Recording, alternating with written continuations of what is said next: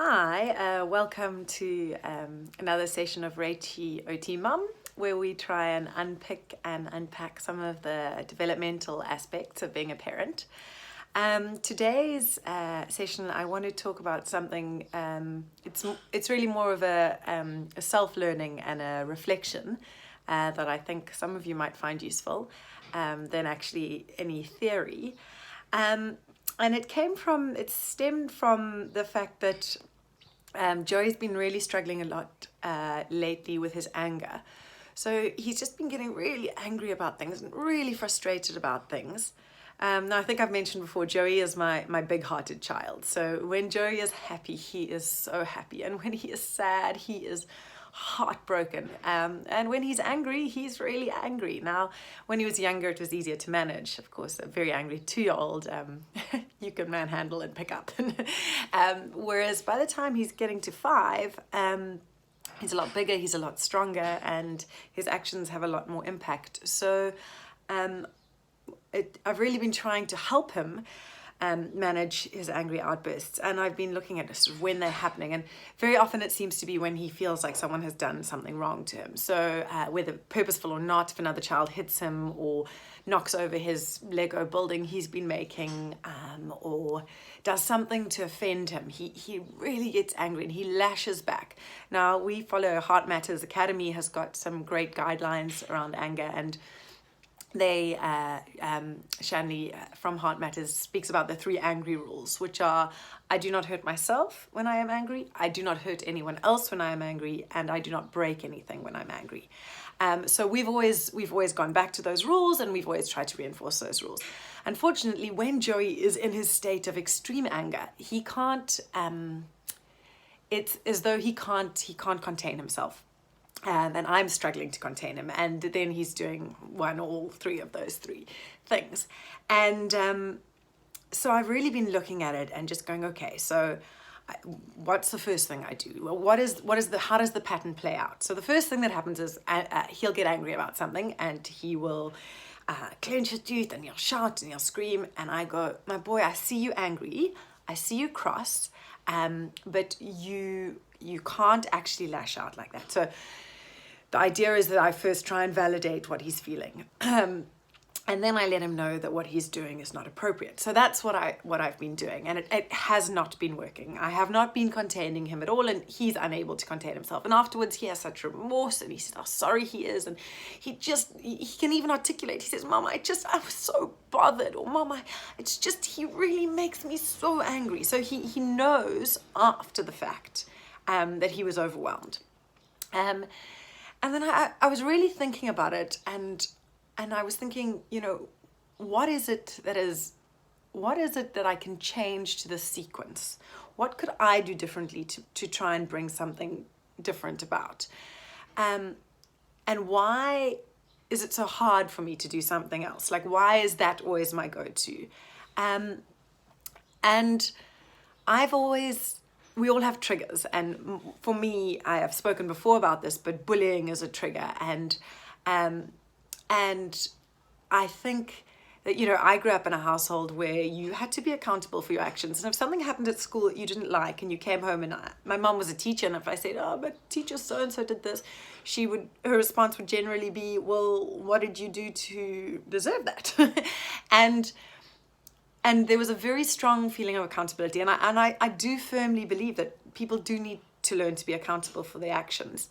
But in doing that, I realized that I'm always so keen on making a lesson of what's happened and helping Joey be accountable for what's happened. That maybe he doesn't actually know that I have his back. I'll never forget, I fell pregnant with him before I was planning to fall pregnant. So, I was 30, I was married. It wasn't like it was unusual or a difficult life stage, or it just wasn't planned. And I remember I would tell people I was pregnant, and I would be like, "Oh, it wasn't planned, but I'm having a baby." And then when Joey was sort of 18 months old, I flew to Cape Town to see my parents, and my mum asked how the flight was, and I remember saying, "Oh, Joey was crying. I think he was unwell at the time, and it was so embarrassing. I had to apologize to everyone, the poor other people on the flight." And my mum turned and she said to me, you know, Rachel, you've been apologizing for your child since you were pregnant with him. When are you going to stop? And it was like a knife in my heart. I felt the guilt that I felt instantly. And she wasn't trying to make me feel guilty. But what she was saying was true, is that I do apologize for him a lot. And I did, certainly. And I looked at my behavior when Joey does something that I see as wrong or not the right angry choice. And it is very much that. I want him to do the right thing. And it's not bad as a parent to want that. But he can only really do that if he knows that I've got his back. So for the past 2 weeks or week and a half, I've changed my tact a little bit. So when he lashes out, when something happens, when someone accidentally hurts him or hurts him on purpose and he lashes out,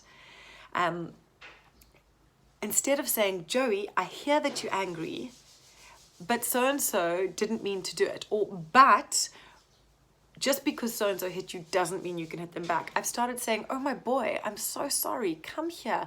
Oh, I'm sorry you saw. Show me where it's, what can I do to help you?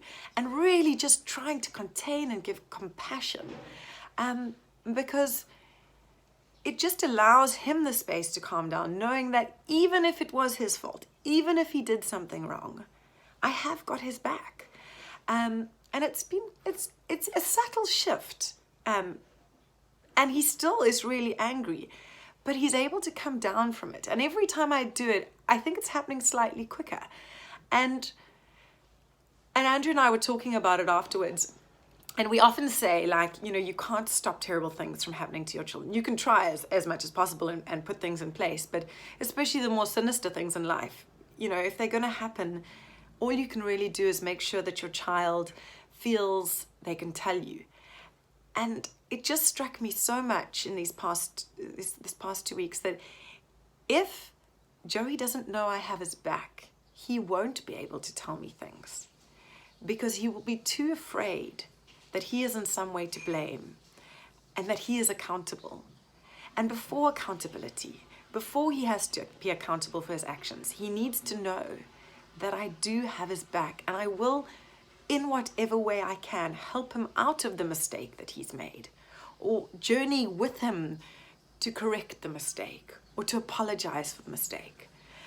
So it's quite a learning thing for me, because it's very important for me that my children do know they can tell me anything, and really I mean anything, and that they shouldn't be ashamed, and that I will help them take accountability, not I will make them because I think it is wrong.